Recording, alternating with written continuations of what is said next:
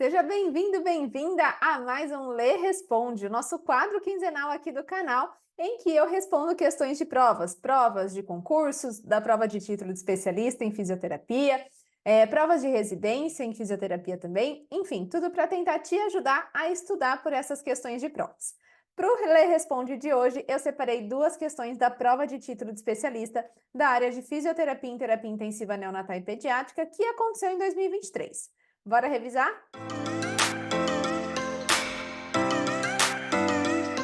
Muito bem, se você ainda não me conhece, eu sou Letícia Campos, sou fisioterapeuta, especialista em terapia intensiva neonatal e pediátrica. Aqui nesse canal a gente conversa muito sobre os temas de fisionel, fisioped, ventilação mecânica, fisiologia respiratória. Então, se você ainda não está inscrito aqui no canal, já se inscreve, ativa as notificações e fica aqui comigo que eu vou resolver essas duas questões com você.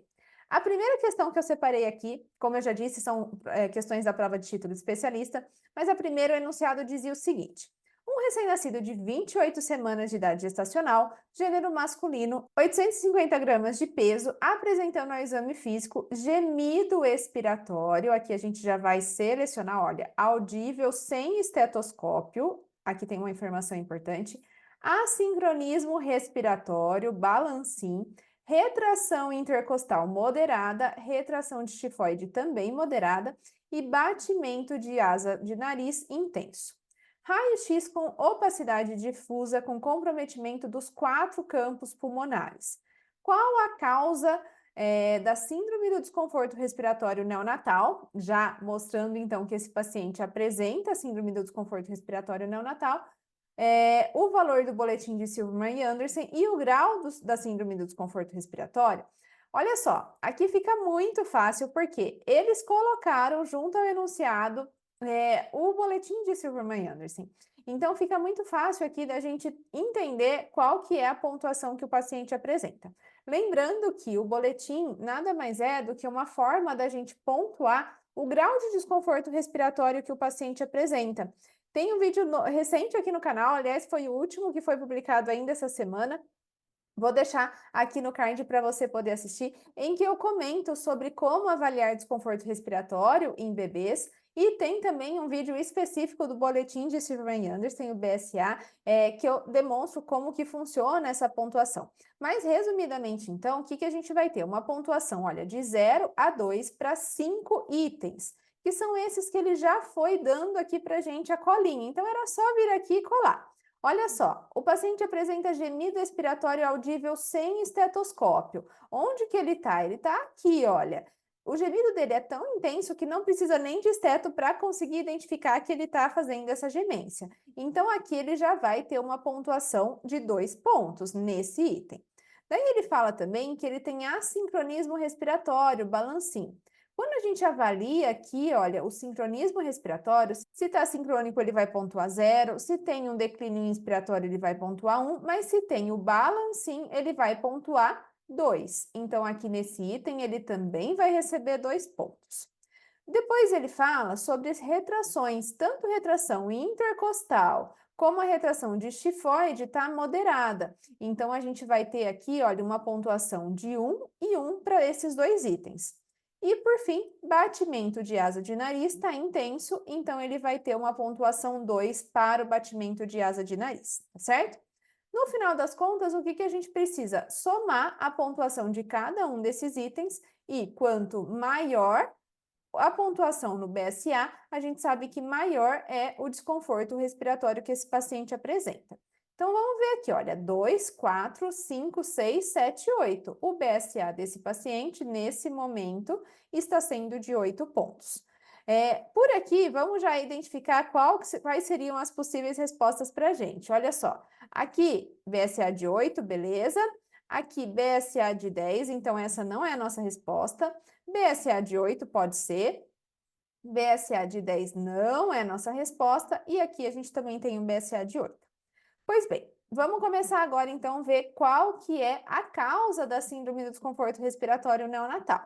Por aqui a gente já chega na nossa resposta correta.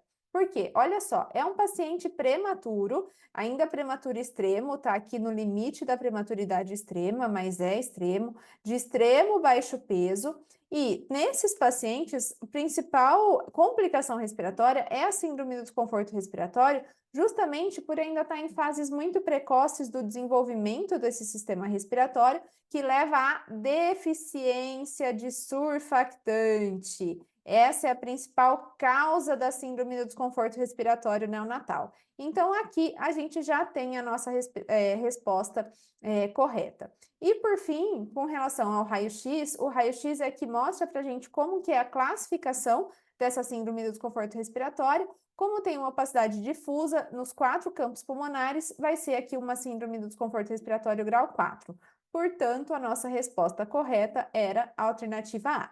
Ah, mas tem colapso alveolar? Tem, por conta da deficiência de surfactante, ele vai ter atelectasia. Então, não poderia estar correto a C, por exemplo? Não, por quê? Ele está pedindo a causa, e a causa é a deficiência de surfactante. O colapso vai ser uma consequência, certo? Apneias esse paciente pode apresentar, mas não é a causa da síndrome do desconforto respiratório, então nossa alternativa correta realmente é a alternativa A. Bora para mais uma questão? Espero que essa tenha ficado clara para você. Nessa outra questão aqui, a gente tinha como enunciado: muitas complicações já são bem descritas e conhecidas em prematuros, ainda falando sobre prematuridade, devido ao uso prolongado e sem controle de oxigênio, como a retinopatia da prematuridade, enterocolite necrosante, displasia bronco-pulmonar e o atraso do desenvolvimento neuropsicomotor. Sendo assim, alguns estudos científicos sugerem níveis alvos seguros de oxigenação para prematuros.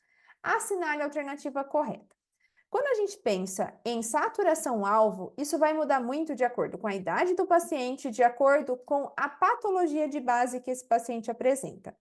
Num paciente, por exemplo, que tem um quadro de hipertensão pulmonar, a gente vai assumir níveis mais altos de oxigênio, por exemplo, né? Agora, para um paciente prematuro que tem todos os riscos relacionados à prematuridade, a gente vai sempre buscar níveis seguros de oxigênio, mais baixo para não causar nem hipoxemia nem a hiperoxemia, já que a gente sabe das grandes consequências desses dois extremos. Por muito tempo, acreditou-se que manter uma saturação mais baixa, de 87, 88%, era mais seguro para evitar os riscos da hiperoxemia.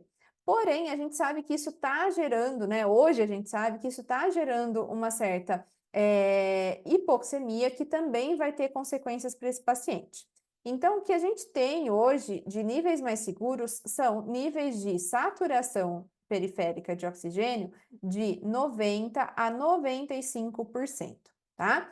A PaO2, ou seja, a pressão arterial de oxigênio, a gente pode assumir alguns valores aí de referência, mas lembrando que a oximetria de pulso pode ser utilizada de forma segura para avaliar a oxigenação desse paciente, já que esse paciente não precisa ficar coletando gaso toda hora, né? E a gaso pode estar até com resultado alterado, já que ele vai estar chorando, ele vai estar estressado, enfim, até para não ficar coletando sangue toda hora, porque esses pacientes têm um grande risco de anemia, têm um volume sanguíneo muito baixo, enfim, tudo isso a gente precisa respaldar. Então, a saturação é um parâmetro que a gente usa muito, mas ele pede aqui a PaO2, então vamos entender juntos o que tem aqui de resposta.